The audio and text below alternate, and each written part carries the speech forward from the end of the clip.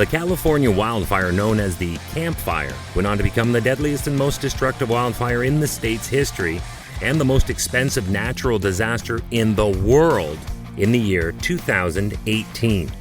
That in terms of insured losses, anyway. Hi, I'm Chris May, writer, producer, and host of This Day in Weather History, now in its second year from the Weather Network in Canada. But then, heavy rainfall started on November 21st, which was a massive help to contain the fire. Fire crews then decided to pull back and let the rain put out the remaining fires, while teams now switched priority to searching for victims.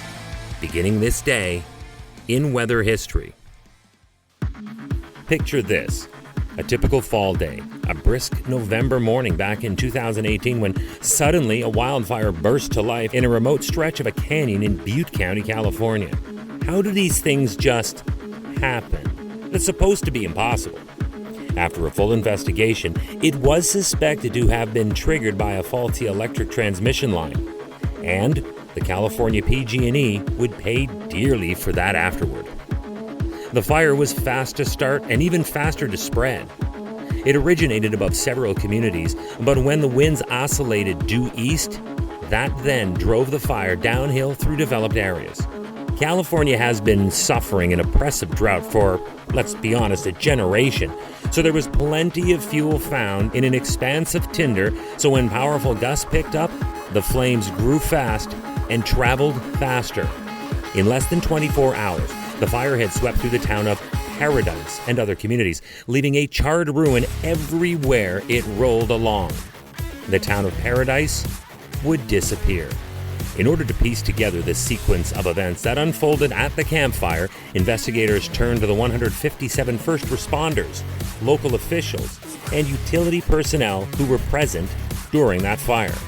With the help of the California Department of Forestry and Fire Protection, also known as CAL FIRE, Paradise Police Department, along with the investigation team, they were able to gain access to and review large sets of data, including radio logs, 911 calls, dashboard and body camera recordings, also drone and satellite imagery.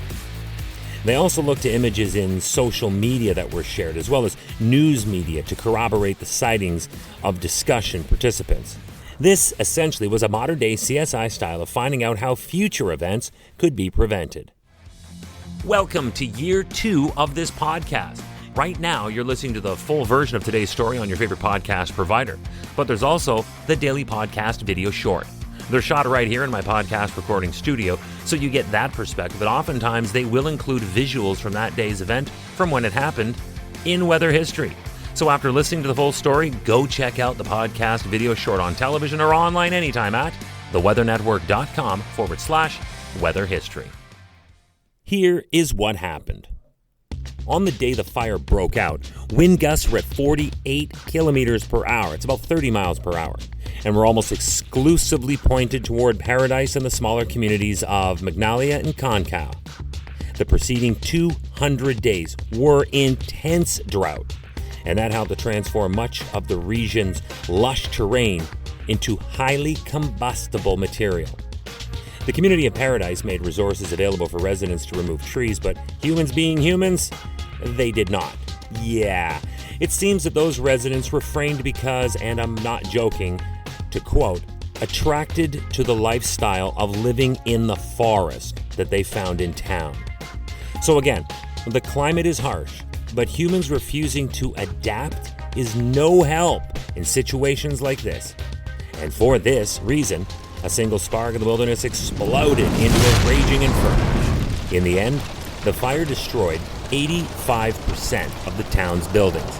A nightmarish downpour of burning debris was effectively blown by the fierce wind ahead of the main fire and into town, where the embers lit up buildings and vegetation, resulting in an out-of-control and chaotic melee of dozens of smaller fires that destroyed precious firefighting resources. The speed and intensity moved swiftly and without remorse. Paradise's defenses quickly fell once the fire front reached town.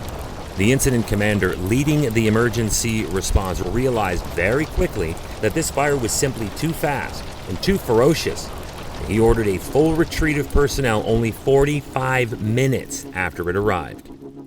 With this dramatic turn of events, the focus pivoted to saving lives and an evacuation. But even these desperate efforts were stonewalled by burnovers. Those are life-threatening events where residents or first responders are overrun by the flames, cutting them off from any escape routes. It was an alarm that sounded loud that we need to curb how we develop communities and prepare for future wildfires in prone areas because the climate is changing, and that is simply not slowing down. We saw full evidence of this on this day in weather history. Tomorrow is November the 22nd, and we are looking back at the first ever outdoor hockey game that the NHL staged where it actually counted in the regular season. It marked the 25th anniversary of the Edmonton Oilers joining the NHL in 1979 and the 20th anniversary of their first Stanley Cup win in 1984. Yeah, tomorrow we are out at Commonwealth Stadium in Edmonton, Alberta for the first ever Heritage Classic, where it was freezing with an even colder wind. This day in weather history with me, your host, Chris May.